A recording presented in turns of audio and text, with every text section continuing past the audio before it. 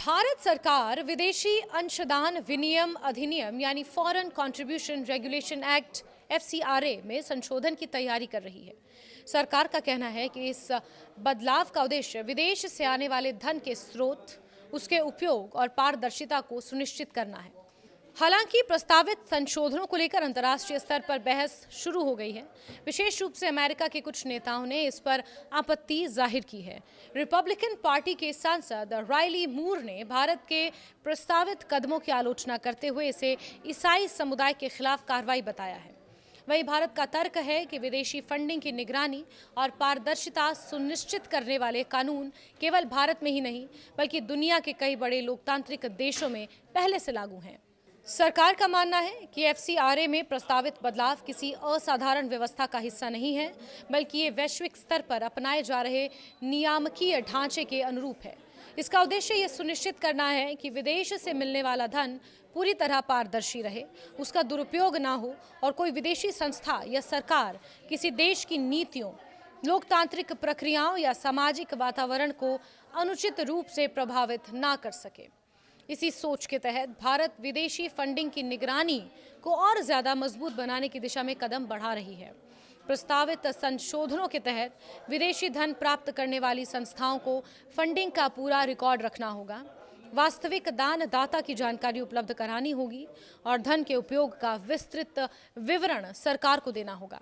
साथ ही विदेशी फंड के उपयोग की निगरानी पहले की तुलना में अधिक सख्त होगी। सरकार केंद्रीकृत ट्रैकिंग सिस्टम, वास्तविक दानदाता की पहचान और वित्तीय लेन देन की पारदर्शिता को मजबूत करने पर जोर दे रही है। अधिकारियों का कहना है कि यह व्यवस्था अंतर्राष्ट्रीय मानकों के अनुरूप है और कई देशों में इसी प्रकार के नियम पहले से लागू हैं। भारत में प्रस्तावित बदलावों पर सवाल उठाने वाले अमेरिका का अपना कानून भी विदेशी प्रभाव को लेकर बेहद सख्त माना जाता है। अमेरिका में विदेशी एजेंट पंजीकरण अधिनियम foreign agents registration act FARA लागू है। इस कानून के तहत कोई भी व्यक्ति या संस्था यदि किसी विदेशी सरकार, संगठन या इकाई के निर्देश या वित्तीय सहायता के तहत लॉबिंग, जनसंपर्क या जनमत को प्रभावित करने जैसी गतिविधियों में शामिल होती है तो उसे अमेरिकी न्याय विभाग के पास पंजीकरण कराना अनिवार्य होता है। इसके अलावा संबंधित संस्था को ये भी बताना पड़ता है कि उसे कितना धन मिला, धन का स्रोत क्या है और उसका उपयोग किस उद्देश्य के लिए किया गया। वित्तीय लेन देन की विस्तृत रिपोर्टिंग और नियमित ऑडिट भी इस कानून का हिस्सा है। इस दृष्टि से देखा जाए तो अमेरिका की व्यवस्था भी विदेशी धन के स्रोत और उसके उपयोग की पारदर्शिता सुनिश्चित करने पर आधारित है। पूर्वी यूरोप के कई देशों ने भी विदेशी फंडिंग को लेकर कड़े नियम लागू किए हैं।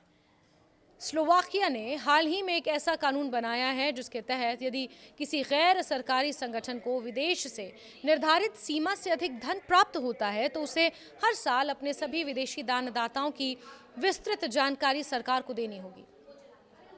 सरकारी एजेंसियों को इन संस्थाओं के कामकाज की निगरानी, दान के स्रोतों की जांच और नियमों का उल्लंघन करने पर जुर्माना लगाने का अधिकार भी दिया गया है।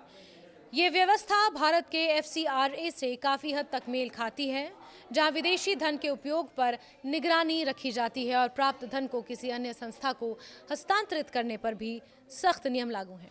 जॉर्जिया ने भी हाल ही के वर्षों में विदेशी प्रभाव की पारदर्शिता सुनिश्चित करने के लिए नया कानून लागू किया है।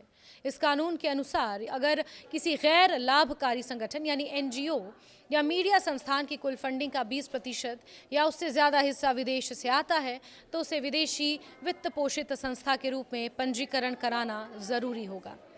इसके साथ ही नियमित वित्तीय जानकारी देना, सरकारी ऑडिट का सामना करना और नियमों के उल्लंघन की स्थिति में प्रशासनिक कार्रवाई का प्रावधान भी किया गया है। इस कानून का उद्देश्य ये सुनिश्चित करना है कि विदेशी पूंजी पर निर्भर संस्थाएं पारदर्शी तरीके से कार्य करें और उनकी गतिविधियों पर नियामकीय निगरानी बनी रहे। वहीं रूस में विदेशी फंडिंग को लेकर नियम और भी ज़्यादा कठोर हैं। वहाँ विदेशी आर्थिक सहायता प्राप्त करने वाले संगठनों को अनिवार्य रूप से पंजीकरण कराना पड़ता है। उन्हें अपनी सभी सार्वजनिक गतिविधियों और दस्तावेजों में ये स्पष्ट उल्लेख करना होता है कि वो विदेशी वित्तीय सहायता प्राप्त कर रहे हैं। सरकारी एजेंसियों को बिना पूर्व सूचना के उनके वित्तीय रिकॉर्ड और खातों की जांच करने का अधिकार है। यदि कोई संस्था नियमों का पालन नहीं करती तो उसका लाइसेंस रद्द किया जा सकता है या उसके संचालन पर रोक लगाई जा सकती है। भारत में भी एफसीआरए के तहत पहले से कई सख्त प्रावधान मौजूद हैं।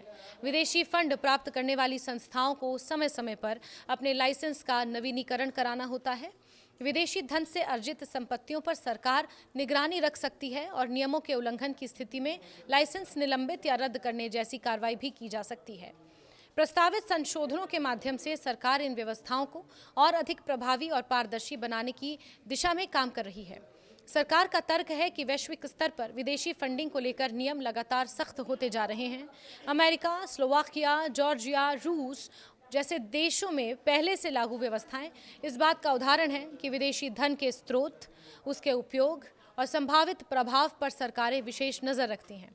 ऐसे में भारत द्वारा एफसीआरए को और मजबूत बनाने की पहल को भी इसी वैश्विक प्रवृत्ति का हिस्सा माना जा रहा है। सरकार का कहना है कि उसका उद्देश्य किसी विशेष समुदाय, संस्था या संगठन को निशाना बनाना नहीं है, बल्कि ये सुनिश्चित करना है कि विदेश से आने वाला प्रत्येक वित्तीय योगदान पूरी पारदर्शिता के साथ कानून के दायरे में हो और उसका उपयोग केवल घोषित उद्देश्यों के लिए ही किया जाए।